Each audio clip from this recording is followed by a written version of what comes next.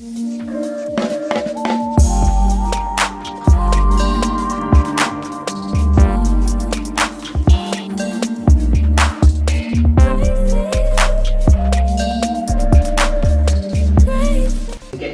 in that big moment. How have you felt in this season? Because it's kind of felt like he's not quite got to that real top level that we kind of hoped after that big goal.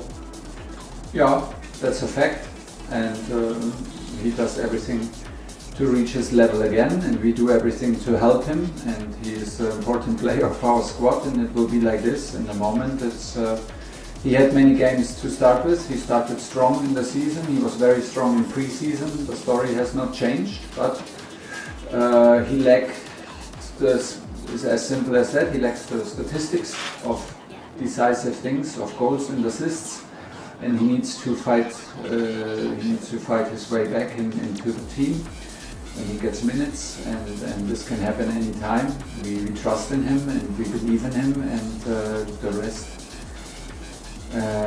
rest has to come from him, and he's willing to do so. He's in a good shape, he's in a good mental state, he knows what he's fighting for, and that's the situation right now.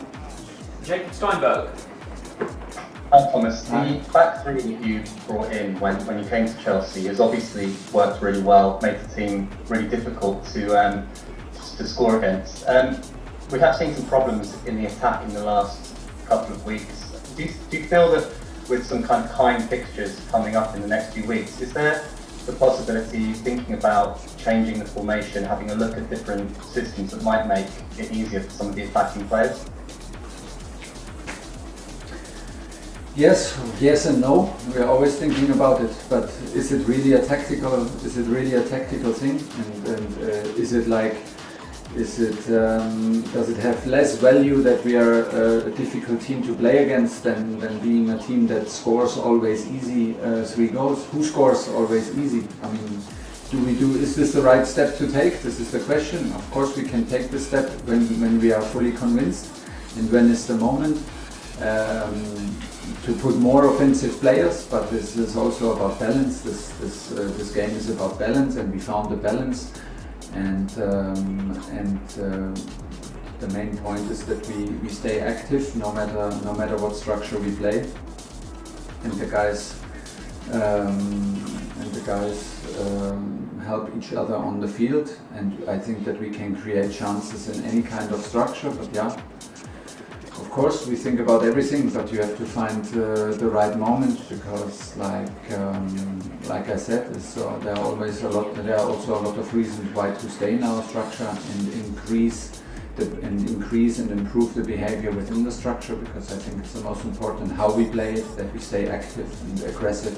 You can also score from counterattacks, from ball wins, and this is not only about creating chances against an opponent who's defending deep, and a lot of teams are defending deep in the moment against us. It's maybe the most difficult. So we're looking for solutions. That's why we are here. One solution could be, like you said, to change formation, put more offensive players. Let's see.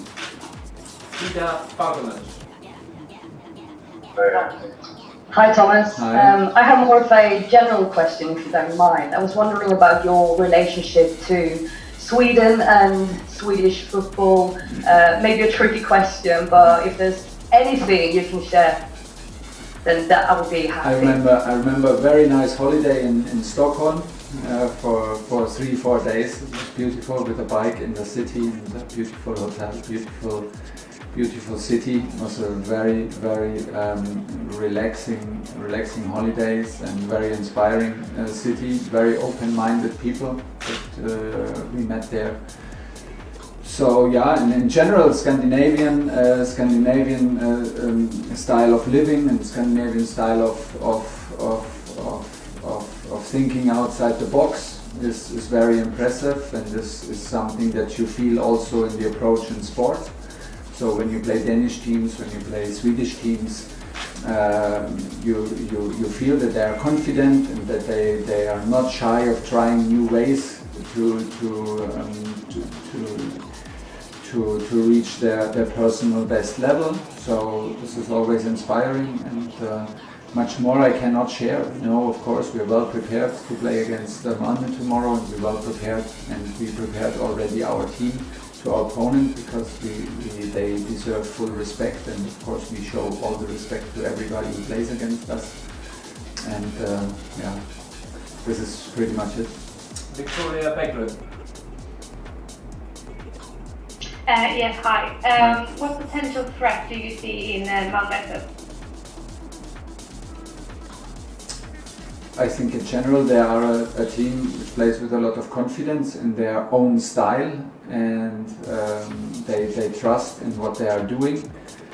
They are maybe not used to this highest level. That's why they maybe struggled a little bit in the beginning of the group phase, because the league in Sweden is not the same level like Champions League. But still, they have a certain style, and they trust their style, and I feel them very confident within that. So we should absolutely not underestimate it, and we should respect them like we respect any team, and turn it around and be on our top level. It's a very successful coach. It's a very successful coach as a player. They are individually good, and like I said, it's a team that trusts their own style and can hurt you any minute if you're not awake. Paul Gilmore.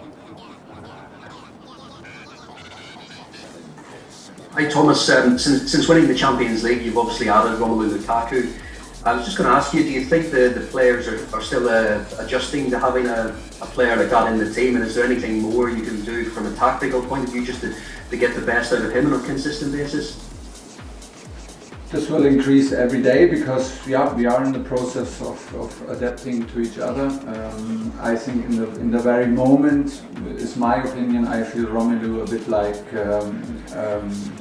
like overplayed. I think he played too many competitions over the summer, with too many competitions with national team. Now he played the Nations League, and he is a fantastic athlete and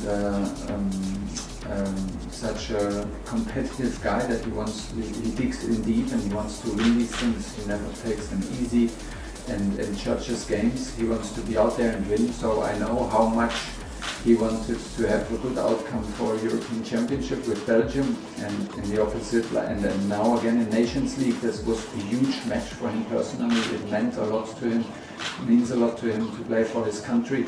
So he takes it really serious. If that does not work well, he always puts it on his shoulders, he thinks about it, he reflects about it, and I feel him a bit tired, mentally tired. Not like hugely that we have a concern, but he's not like that. For me, he does not like fully enjoy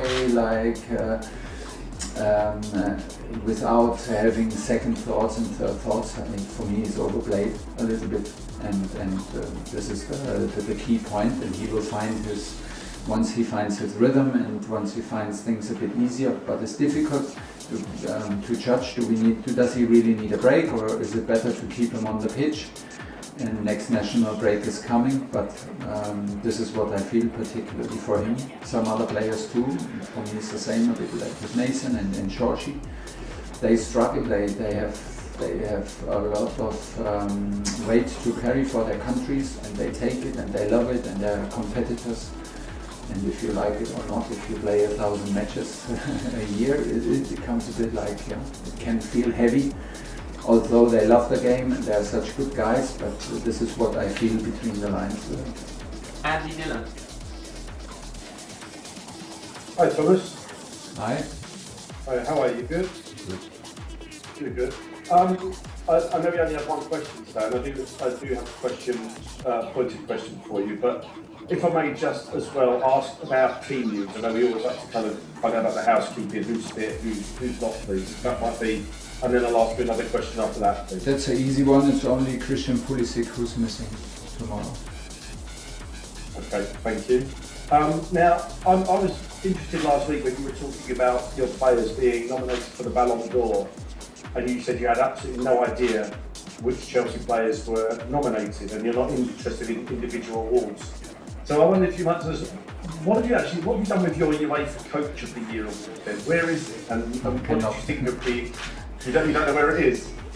Yeah, I don't have a room for this, and it's not in my office that everybody sees it when you come in, and I don't have a room for this at home. I love my work, and I love my work on an everyday basis, and that does not change if I get a trophy or not a trophy. I'm very grateful that I got it. It's unbelievable, almost unbelievable to have this, but I will not change my opinion on this. This is my right to have my opinion, and I have my opinion on this. Okay, last two, Moose and then Matt Moore to finish. Moose. Hi Thomas, Hi. how are you? Hi. I'm good. A little bit off the back of what you said earlier, your players maybe aren't playing exactly at their best. And is that because they're playing too much football right now? I mean, we've got the World Cup in 15 months' time. We've got to fit every other competition in. Do you think the players, we're not seeing the best of them in the Premier League right now because they're playing too much football? From our players? Yeah. Yeah, I think we lack a little bit of form, and we lack a bit of enthusiasm in the last percent, yes. And I think one big reason is that we play too much. Not we as a club, but the players play too much. And I'm a big friend of quality and not quantity. So this is what's the situation right now, and it's what we are facing. But this is nothing new, and the next national break is coming, and it's coming soon, and it will not change. In the opposite, we will have in January or February, we will have another competition to play in, and then things can look sometimes a bit stiff or like a bit harder than it should be. But don't forget, I mean, we're talking about Premier League, and Premier League is the toughest league in the world. So there is also no shame in having a tight match at Brentford, and there is absolutely no shame that you need a late winner against Southampton. It is what it is, and it is very important that we don't feel ashamed, and we don't are too critical with ourselves. It is what it is, and if you have hard moments, you fight through the hard moments. We wanted to be a team that nobody likes to play against, and we are on a good way. And from there we try to improve. Will it ever feel easy that we win our games? I'm not so sure. I'm not so sure if it feels easy for any team in Premier League to win any game, let it be at home or away game. So maybe it's normal, and you have to embrace the situation that it's difficult at the moment. In the moment we find our ways to win the games, there's still room to improve. I agree with everybody, but we lack a bit of form, we lack a bit of freshness, we lack a bit of joy. And for me, the key reason is not the mentality, is not the attitude, is nothing else but what you said. We are coming from travels, we're coming from planes. I mean, if you think about yourself, I mean, if you travel through time zones and you are in a hotel and then you change the hotel and you know it's easy said, and then you are one day at home and see your family, and then you go back to the hotel, and then you play at Brentford, and then the next one is Champions League. It can be tiring. And I can only repeat it. I'm a big friend of quality, and the quality players need to be in shape because the spectators want to see the best players in the best shape, and this is simply too much football in too many different competitions. Last question, Matt Law. Hi Thomas. Hi. I appreciate coaches don't usually like going into detail on injuries, but Christian Pulisic has missed a lot of games already this season, and I know supporters are quite worried about what's happening with him. I just wondered whether you could give us any detail on what his problem is, whether he's had a setback, when we might see him, because it just seems every week Christian's out. Yeah. And I, for one, don't really know what's wrong with him, I've got to be honest. Well, he got injured during a match with USA, and was a foul. Was a tough foul, and he hurt his ankle. There's nothing to worry in terms of that we are hiding details or we're not telling you the details. I cannot give you all the details because I'm simply not a doctor. But in the moment he has some setbacks from pain. not from major injury or not from complication. It's simply the pain in the ankle that disturbs him. And once these players with these quick movements like Christian, once they feel this pain and are not free in the movement, the recovery is not happening. So you start all over again and you start all over again and you reach a certain point and then the pain comes back and you have to do a little pause and then you start all over again. So right now we are very, very close. He was already like so close to come to team training last week and had a little setback and a little reaction by pain. Nothing serious, but serious pain.